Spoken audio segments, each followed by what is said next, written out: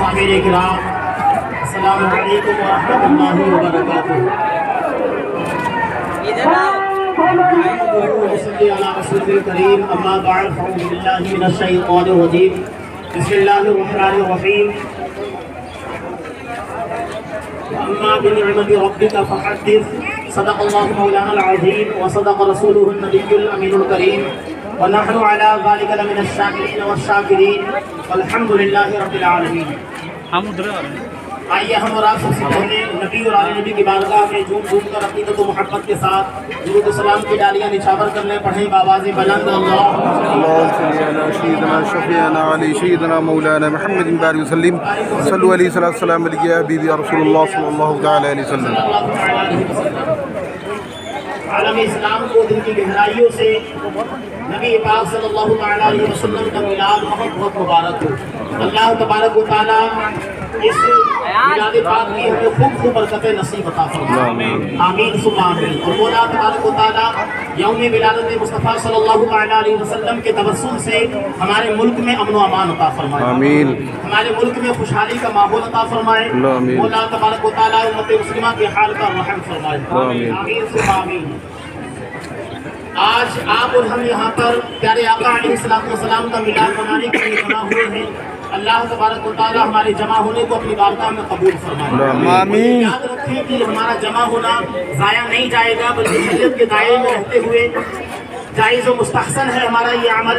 علامہ ابن حجر مکی علیہ رحمہ النعمت الکبریٰ میں حضرت سیدنا جنید بغدادی علیہ رحمہ کا قول نقل فرماتے ہیں کہ محفل میلاد میں ادب و احترام کے ساتھ باوضو شرکت کرنا یہ ایمان کی سلامتی کا نسخہ ہے. سبحان اللہ. یعنی ادب و احترام کے ساتھ محفل میلاد میں جو بندہ شرکت کرتا ہے آپ فرماتے ہیں اپنے وقت کے اتنے بڑے امام سیدنا جنید بغدادی علیہ رحمہ کا قول نقل فرماتے ہیں کہ آپ فرماتے ہیں کہ جو محفل میلاد میں ادب و احترام کے ساتھ شرکت کرے گا تعظیماً شرکت کرے گا تو اللہ تبارک و تعالیٰ اس کا خاتمہ ایمان پر فرمائے گا. سبحان اللہ. یہ ایمان پر خاتمے کا نسخہ ہے محفل میلاد میں شرکت کرنا, محفل میلاد کا منانا. تو آج آپ اور ہم جو یہاں پر جمع ہوئے ہیں الحمدللہ شریعت کے دائرے میں جمع ہوئے ہیں, رب سے دعا کریں کہ اللہ تبارک و تعالیٰ ہمارے جمع ہونے کو اپنی بارگاہ میں قبول فرمائے. آمین ثم آمین. یہ ہم نے اور آپ نے جو اپنے ہاتھوں میں جھنڈیاں لے رکھی ہیں یا جھنڈے لہرا رہے ہیں خدانا یہ بھی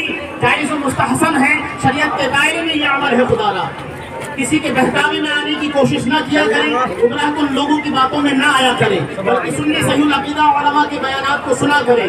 خدانا سیدہ فاطمہ الزہرا رضی اللہ تعالی عنہا کے پیارے والد محترم کی پیاری والدہ پیاری اپنی جان سیدہ آمنہ رضی اللہ تعالی عنہا فرماتی ہے کہ جب میرا بیٹا اس دنیا میں تشریف لایا, جب نبی پاک صلی اللہ تعالی علیہ وسلم اس دنیا میں تشریف لائے تو میں نے دیکھا کہ ایک جھنڈا مشرق میں گڑا ہوا ہے, ایک مغرب میں گڑا ہوا ہے اور ایک کعبے کی چھت پر گڑا ہوا ہے. سبحان اللہ. جھنڈوں کو لہرانا, اپنے چھتوں پر اپنے گھروں پر یہ پرچم لگانا یہ شریعت کے دائرے میں ہے. اس کو غلط جو کہتے ہیں وہ غلطی پر ہے خدارا, لیکن آپ یاد رکھیں کہ آپ کے جھنڈوں کا لہرانا نبی کی محبت میں ہے, نبی کا میلاد مناتے ہوئے ہے تو اللہ تعالیٰ اس کا دنیا میں بھی اجر عطا فرمائے گا اور آخرت میں بھی اجر عطا فرمائے گا. بے شمار شریعت مطہرہ کی روشنی میں ہمیں اس کے جواز کی صورتیں ملتی ہیں. حضرت سیدنا بریدہ اسلمی رضی اللہ تعالی عنہ جب آقا علیہ السلام کو گرفتار کرنے کے لیے آئے تو دیکھا کہ 70 سوال آپ کے ساتھ میں ہے.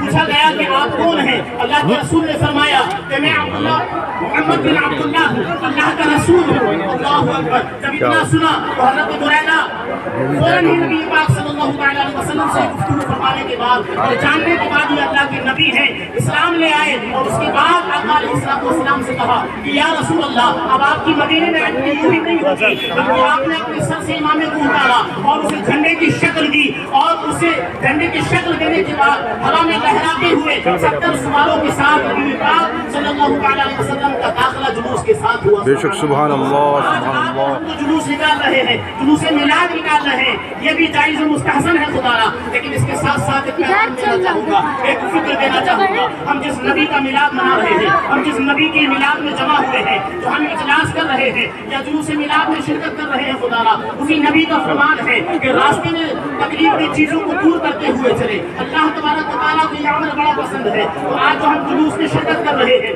इसका खास ख्याल रखें कि रास्ते में आने जाने वालों को कोई तकलीफ ना हो। एक साइड में रास्ता छोड़ करके चले, अदब और एहतराम के साथ चले, दुरूद व सलाम पढ़ते हुए चले, ये जायज़ और मुस्तहसन है।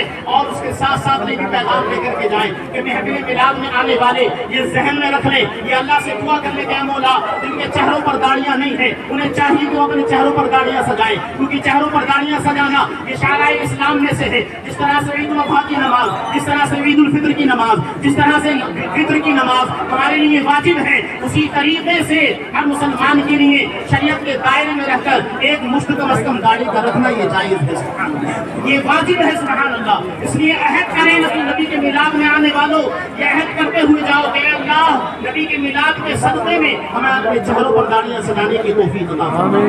और निगाह मुस्तफा की ठंडक क्या है, ये पैगाम में लेकर जाओ, ये फिक्र में लेकर के जाओ। अल्लाह के रसूल फरमाते हैं कि निगाह मुस्तफा की ठंडक नमाज है, सुभान अल्लाह।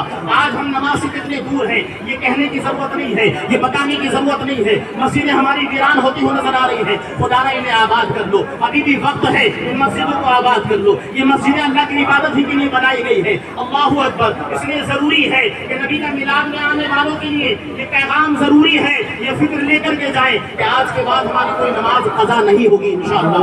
नमाजों की पाबंदी करेंगे इंशाअल्लाह। रब से दुआ करें कि मौला तबारक व तआला अपने हबीब के सदक़े में महफिल मिलाद में हमारी हाजिरी को अपनी बारगाह में अल्लाह कबूल फरमाए। और मैं यही कहना चाहूँगा, शरीयत के दायरे में ही बताना चाहूँगा, अकीदा देना चाहूँगा कि जब नबी इस दुनिया में तशरीफ लाए तो क्या हुआ। आमदी सरकार से जुल्मत हुई काफूर है, आमदी सरकार से जुल्मत हुई काफूर है, और क्या जमीन क्या आसमां हर समत छाया नूर है। रब से दुआ करें उसी नूर के सदक़े में अल्लाह उम्मत मुस्लिमा के हाल पर रहम फरमाए, हमारे मुल्क पर रहम फरमाए। हमारे मुल्क को जो लोग उसके माहौल को खराब करना चाहते हैं, अल्लाह उनके बुरे इरादों को नेस्तनाबूद फरमाए। हमें अपने मुल्क की खैरख्वाही के लिए काम करने की अल्लाह तौफीक अता फरमाए। मेरे कहने और सुनने में जो भी खामियां गलतियां हो गई हो, मैं भी तौबा करता हूँ, आप भी तौबा करें, अल्लाह मुआफ़ फरमाए। पढ़ें अस्तग़फिरुल्लाह,